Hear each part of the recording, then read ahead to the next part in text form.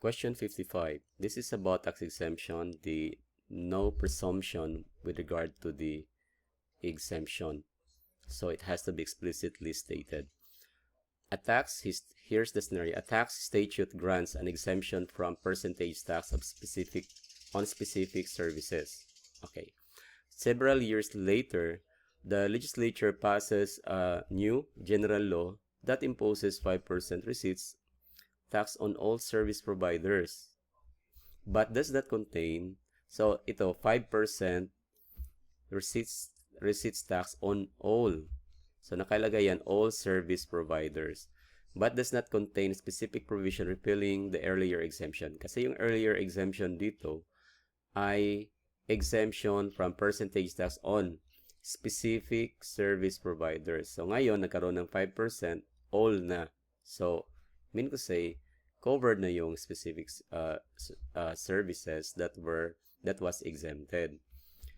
Okay, but does not contain. So, ngayon, si Gamma Services was enjoying the old exemption and argues that since the new law did not explicitly revoke, the new law did not explicitly revoke their benefit, the original exemption remains in force. So, yun yung kanyang contention. Under the rule that taxation is the rule and the tax exemption is the exception, what is the most likely legal effect of the new general taxing law on Gamma Services exemption? Now, I think you have to remember bago mo sagutin na yung tax exemption is inferior doon sa taxing right to tax. Kasi yung right to tax is nandun na. Mayroon tayong basis na lifeblood doctrine. Kaya doon, if we try to review doon sa note, doon sa note natin, pag halimbawa, if there is a vague as to the text, kung hindi plainly and simple yung pagkalagay doon, ang titingin ka doon sa intention of the legislature. So marami pang dadaan kung ano ba talaga ang pagka-apply ng tax. Ngayon, pagdating dito sa tax exemption, wala nang ganun.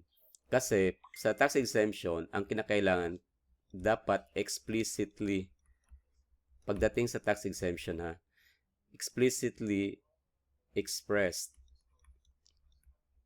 Okay.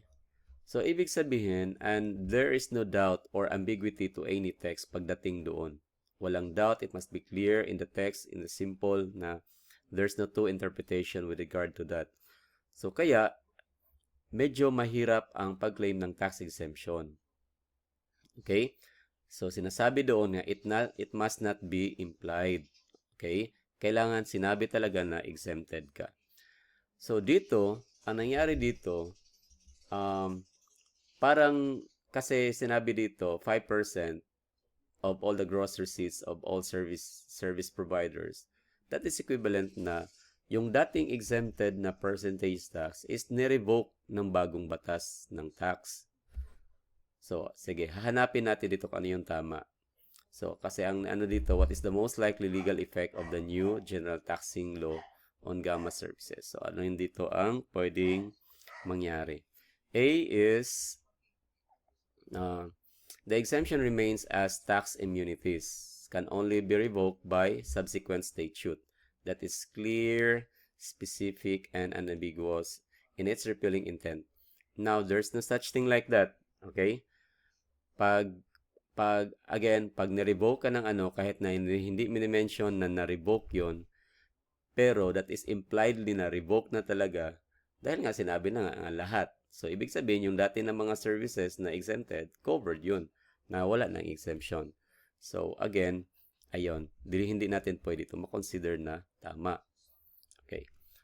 Kalawa naman, the exemption is effectively revoked by implication.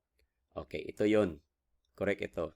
Because the clear subsequent intent of the general taxing law to tax all services, nandun na nakalagay na kasi, overrides the prior exceptional grant reinforcing the state's primarily power to tax. Yun.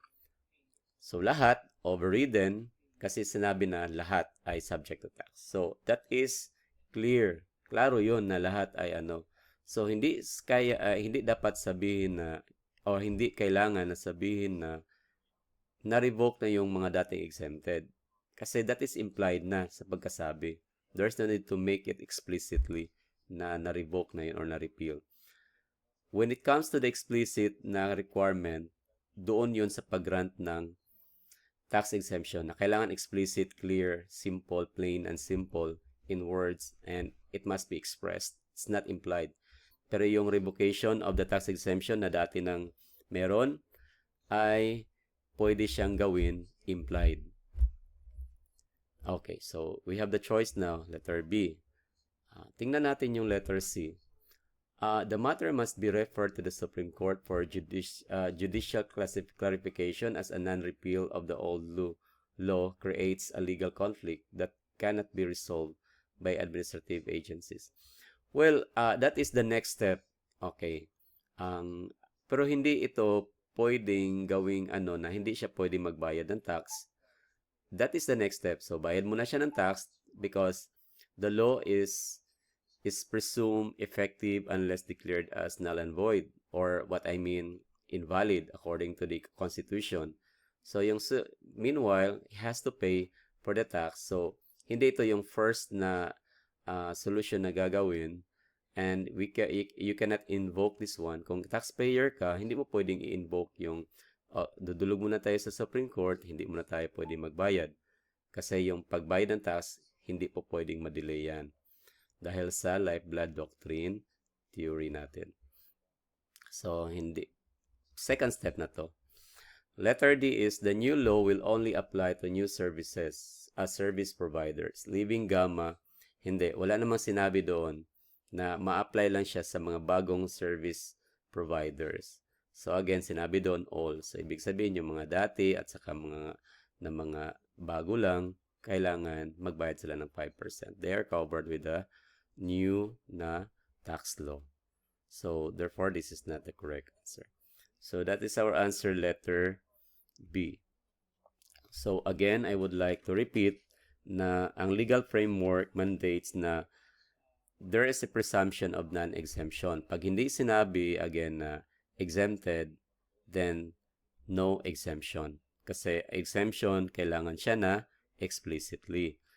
Now, yung general law imposing a tax, nang napasa yon, ang intention ng tax is broadly presumed. Yun yung application ng tax sa broadly presumed because of the taxing authority. Yun yung demonstrating na mas superior yung pagtatax kaysa doon sa pagbibigay ng tax exemption.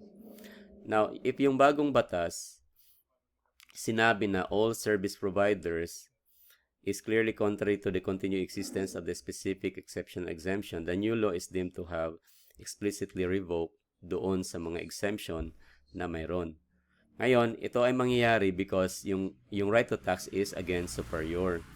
And the legislative act of imposing a new general tax is given greater weight. So, ginibigyan siya ng weight than the silence regarding the existing exceptional. So, in other words, wala tayong silent dito na exemption. Pagdating sa exemption, it must be expressed explicitly.